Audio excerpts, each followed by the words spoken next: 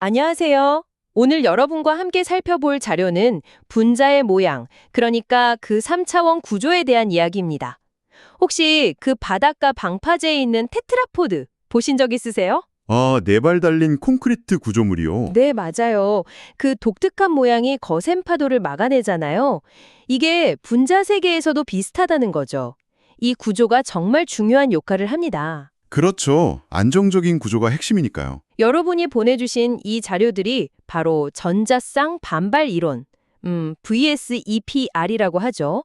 이 개념을 통해서 왜 분자들이 각자 특정한 입체 구조를 갖는지 그걸 파헤치고 있어요. 네, 이걸 알면 물질의 성질을 이해하는 데 아주 큰 도움이 됩니다. 그럼 같이 한번 제대로 파고들어 보죠? 네, 좋습니다. 핵심 원리는 생각보다 간단해요.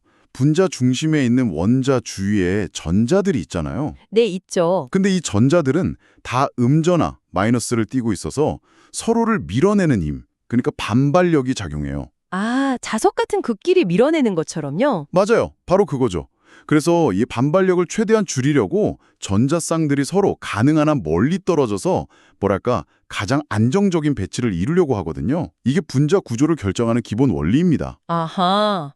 그 풍선 여러 개를 묶었을 때 서로 밀어내면서 특정 모양 만드는 거 생각하시면 좀 쉬울 거예요. 오, 풍선 비유 좋네요. 이해가 확 되는데요. 그럼 제일 기본적인 경우부터 한번 볼까요?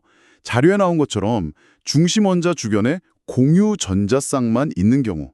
이건 어떻게 되나요? 네, 그 경우는 아주 단순해요. 전자쌍들이 그냥 서로 최대한 멀리 떨어지려고만 하면 됩니다. 예를 들면 플로린과 베릴륨, BF2 같은 거요? 네. 중심에 베릴륨이 있고 양쪽에 플로린이 하나씩 붙어 있죠. 전자쌍 덩어리가 딱 두 개니까요. 서로 제일 멀리 있으려면 180도 각도로 딱 일직선이 되는 게 최선이에요. 아, 그래서 직선형 기조. 간단하네요. 그렇죠. 그럼 전자쌍 덩어리가 3개면요? 삼요마 붕소, BCl3. 이건 어떻게 되죠? BCl3는 중심에 붕소가 있고 염소 3개가 붙어 있잖아요. 네. 이 전자쌍 덩어리 3개가 평면상에서 가장 멀리 떨어지려면 서로 120도 각도를 이루는 게 가장 안정적이에요. 그래서 평면 삼각형 모양이 되는 거죠. 120도 평면 삼각형. 알겠습니다. 그럼 4개면요? 자료에 메테인, CH4가 대표적인 예시로 나와 있는데 이건 좀 입체적이 될 것 같은데요? 맞아요. 이제 3차원으로 가야죠. 메테인 CH4는 중심 탄소에 수소가 4개 붙어 있어요. 이 4개의 전자쌍 덩어리가 3차원 공간에서 서로 가장 멀리 떨어지려면 정사면체 꼭지점 방향으로 이렇게 쩍 뻗어나가는 구조가 됩니다. 정사면체요? 네. 그때 결합각은 정확히 109.5도가 되고요. 이게 바로 아까 말씀하신 테트라포드처럼 아주 안정적인 구조인 거예요. 아, 그래서 처음에 페트라포드 얘기를 하셨군요. 이제 연결이 되네요. 근데 자료를 보니까 좀 더 복잡한 경우가 있어요. 중심 원자에 결합에는 참여 안 하는 전자쌍, 비공유 전자쌍이라고 하죠. 이게 있는 경우요. 이건 어떤 영향을 주나요? 아, 이게 정말 중요해요. 이 비공유 전자쌍은 공유 전자쌍보다 공간을 더 많이 차지한다고 생각하면 돼요. 뭐랄까 약간 덩치 큰 녀석 같은 느낌?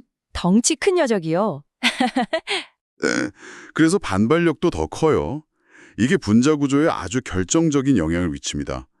반발력 크기 순서가 비공유 끼리가 제일 크고 그 다음이 비공유 공유, 마지막이 공유 순서거든요. 아하, 덩치가 크니까 더 세게 민다. 그래서 구조가 달라지는군요.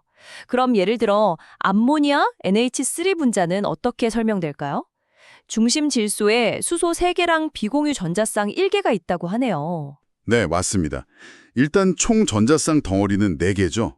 공유 3개, 비공유 1개. 그러니까 기본적인 전자쌍 배치는 메테인처럼 사면체 방향을 향해요. 네네, 사면체 방향. 하지만 분자의 실제 모양은 원자들이 어디에 놓여 있는지로 결정하거든요. 비공유 전자쌍은 모양을 따질 땐 빼고 생각해야 해요. 그래서 보면 3개의 수소 원자가 만드는 모양, 즉 삼각부의 모양이 되는 거죠. 아, 비공유 전자쌍 자리는 비워두고 원자들만 이으면 삼각뿔 모양이군요. 그렇죠. 그리고 아까 말한 덩치 큰 비공유 전자쌍이 공유 전자쌍들을 더 세게 밀어요.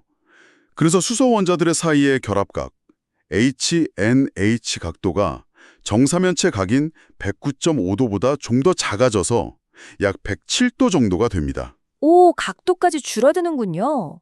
신기하네요. 그럼 물, H2O는요? 이건 산소 원자에 수소 2개, 그리고 비공유 전자쌍이 무려 2개나 있는데요? 그럼 더 많이 휘겠네요, 각도가? 정확히 보셨어요. 물 분자도 총 전자쌍 덩어리는 4개니까 기본 배치는 사면체 방향이에요. 근데 비공유 전자쌍이 2개나 있죠. 네, 2개. 이 덩치 큰 녀석 2개가 서로를 제일 세게 밀고 또 공유 전자쌍들도 밀어내니까 HOH 결합각은 암모니아보다도 더 작아져서 약 104.5도 정도가 됩니다. 와, 104.5도! 훨씬 작네요. 네, 그래서 원자들 위치만 보면 V자 모양, 그러니까 구분형 구조가 되는 거죠. 야, 이 비공유 전자쌍의 존재 유무, 그리고 그 개수가 분자 모양이랑 결합각에 이렇게까지 큰 영향을 준다는 게 정말 흥미롭습니다. 그럼 궁금한 게 이중결합이나 삼중결합 같은 다중결합은 어떻게 봐야 하나요? 이것도 자료에 설명이 있긴 한데. 네, 다중결합의 경우는요, 이 전자쌍 반발 이론을 적용할 때는 그냥 하나의 전자쌍 덩어리로 취급해요. 하나로요? 전자쌍이 여러 개인데도요? 네, 그러니까 이중결합이든 삼중결합이든 그냥 그 방향으로 전자쌍 그룹이 하나 있다, 이렇게 보는 거예요. 단일결합처럼요. 아, 그렇군요. 약간 묶음 처리하는 느낌이네요. 예를 들어 이산화탄소, CO2는 탄소 양쪽에 산소가 이중결합으로 붙어 있잖아요. 네, 그렇죠. 그럼 탄소 주변의 전자쌍 덩어리는 총 2개다. 이렇게 본다는 거죠? 맞습니다. 비록 전자 자체는 네 쌍이지만 방향이 두 방향이니까 전자쌍 그룹은 2개로 취급하는 거죠. 중심 탄소에 비공유 전자쌍도 없고요. 아, 그래서 아까 본 BF2처럼 이것도 직선형이 되는 거군요. 네, 양쪽의 이중결합 전자쌍 그룹이 서로 최대한 멀리 180도로 떨어져서 직선형 구조를 갖게 됩니다. 이야, 이거 재밌는데요. 아까 물 H2O랑 비교하면 확실히 차이가 나네요. 둘 다 중심 원자에 원자 2개가 붙었는데 물은 비공유 전자쌍 때문에 구분형이고 이산화탄소는 비공유 전자쌍이 없어서 직선형이고. 맞아요. 그게 이 이론의 예측력을 잘 보여주는 예시죠. 비공유 전자쌍의 유무가 결정적이었던 거예요. 자, 오늘 여러분의 자료 덕분에 분자 구조의 비밀, 그 원리를 살짝 엿본 것 같습니다. 정리를 좀 해보면 분자의 3차원 구조라는 게 그냥 우연히 생기는 게 절대 아니고 그렇죠. 아주 명확한 원리가 있죠. 네. 중심 원자 주변에 있는 전자쌍들이 서로 밀어내는 그 반발력을 최소화하려고 배열되면서 결정된다는 거네요. 이게 바로 전자쌍 반발 이론이고. 네, 맞습니다. 특히 눈에 보이지 않는 그 비공유 전자쌍, 덩치 큰 녀석의 존재와 개수가 분자의 최종 모양이랑 결합각을 바꾸는 핵심 열쇠라는 점이 저는 정말 인상 깊었습니다. 그렇습니다. 어떻게 보면 정말 간단한 원리잖아요. 전자끼리 서로 밀어낸다는 거.